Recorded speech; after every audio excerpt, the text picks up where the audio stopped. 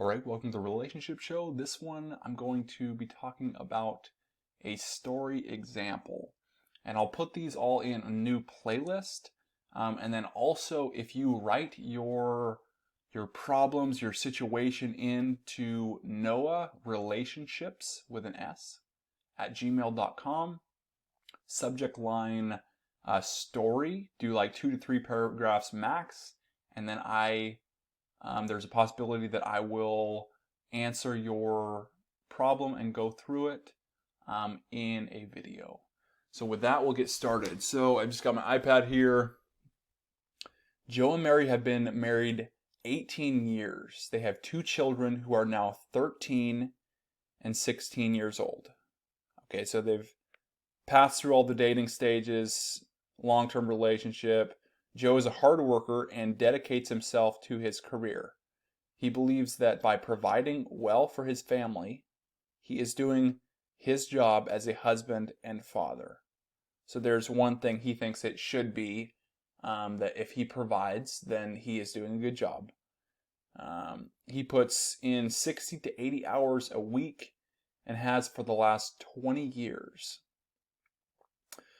So one good thing about that is that he does have a mission. If he's working 60 or 80 hours instead of like a 40-hour week, it shows that he is passionate about his work, or at least some aspects of his work, and he has a mission, which supports a masculine essence.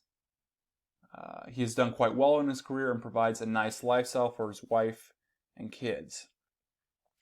Mary has been a dedicated wife and mother and has poured herself into taking care of her family, but there has always been something missing. She feels disconnected from Joe. Over the years, their intimacy has suffered a slow and steady death. So, like, if you're not growing, you're dying. The courtship never stops. And so this right here could be an indicator that they stopped courting each other. And there's a difference between love and attraction. And that seems to be what is very common in these long-term relationships, is they love each other. They've been through so much together. You know, they have 2 kids in this example. But it's like people get in their routines. They get in their work routines and just, there's too much certainty.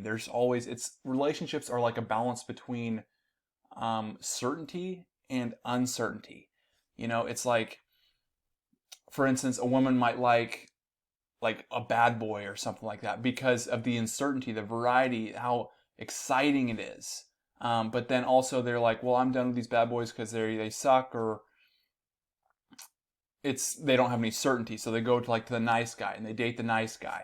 And then it's like, well, I get bored with the nice guy. And with the long-term relationships, it's almost like that. It's like people get a little bit bored. For the first 10 years or so, she excused it by telling herself that Joe works so hard and he is a good husband and father, so she let it go. So what she's doing right here, she's linking how she's feeling. So she's like basically letting it go, putting it off like it's no big deal, but it really does hurt her in some small way, that she's not getting like the attention, or it could be a few different aspects here. But the point is that she is linking him working to her feeling poorly.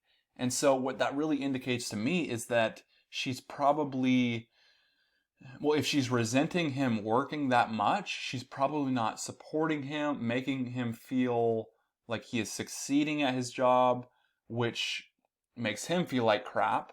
And so it almost like creates a cycle here.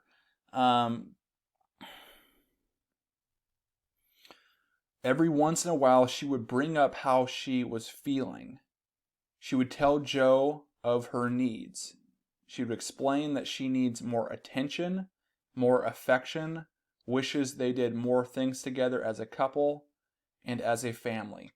So let's go into the 3 U's of femininity. She doesn't feel like she's seen right here.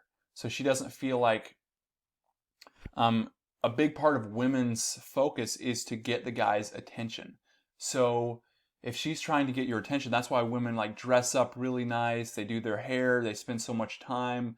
When she does things like that, you have to notice. And that guy's probably fucking up right there because he's not noticing the things she does. They're probably in this like certainty thing, like just like being nice to each other.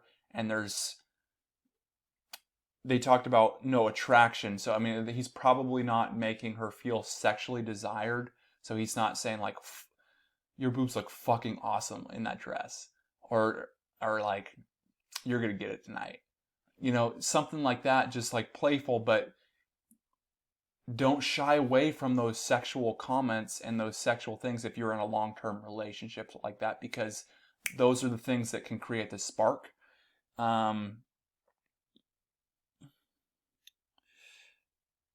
we went for the three U's. So she's feeling unseen right now, not getting attention, affection, wishes they did more things together as a couple and family.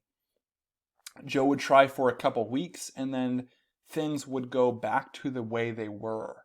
So if he tried for a couple weeks and then they went back, it almost seems like she presented it in a way that was like, maybe she went to him just like crying or you have to do this because I'm not feeling this way, and you know, but it seems like if he's doing it for 2 weeks and then quitting on that and going back to his work, it's like the way she presented it to him was like controlling him.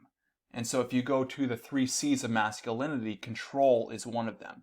So if the man feels like he's controlled, it's like he won't be present in that moment because he doesn't want to be there. He wants to be at his work. He feels like he's sacrificing his work, his mission, because you're telling me I have to do this. And it's like we have to make the other person want to do it. It's like you can't just like confront somebody and say you have to do this and this and this, especially a woman telling a man that.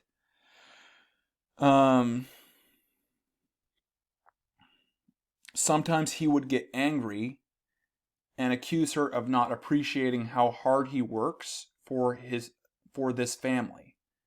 Is that not enough for her?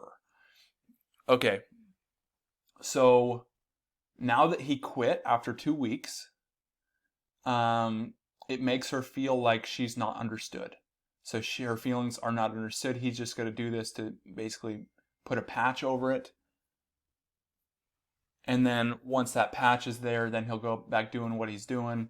And he doesn't really truly understand what I'm feeling and how to solve it.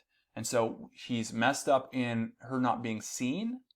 Now he's messed up in her not being understood. There's one left. And that's her being unsafe. Look what he does next. I mean, here, which was he loses his temper. And when you become emotionally unglued and you get angry, that makes women feel unsafe.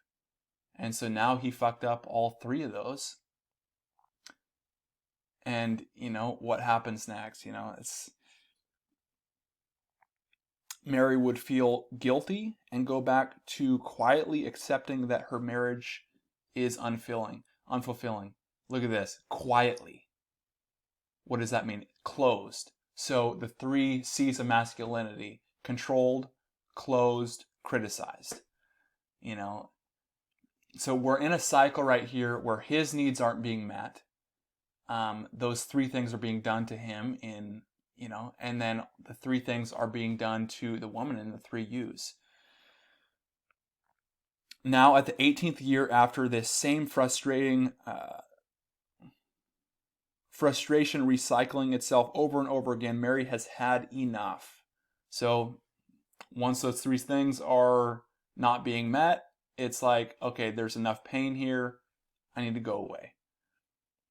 She has begun to feel ignored and resentful.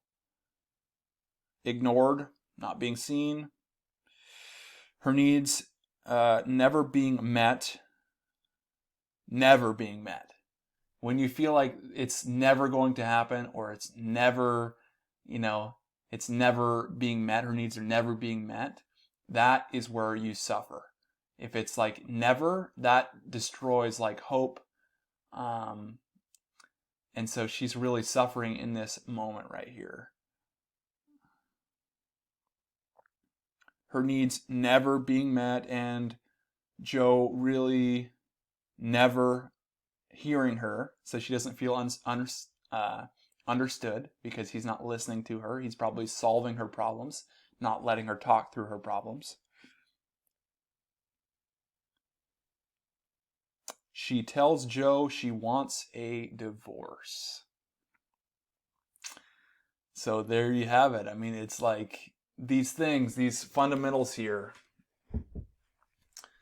3Cs, I hope this kind of illustrated more that how important knowing these fundamentals are. These 3Us and 3Cs of femininity and masculinity, and then also managing the space between you and them. So, I mean, he's working, 60 to 80 hours a week. He is in this position where he is, it's tough to say, because if you are working that much, you can still be kind of in your feminine role. It doesn't, but it is a masculine quality. But okay, let's just go back to the space thing for now. And so he's away from her so much, and then when he's back, it does not seem like he's giving her the presence. And what I mean by presence is his attention is somewhere else. So maybe he just goes through the motions when they're together. It's like sometimes it's fun, but it's like she feels that she is not his number one in this moment.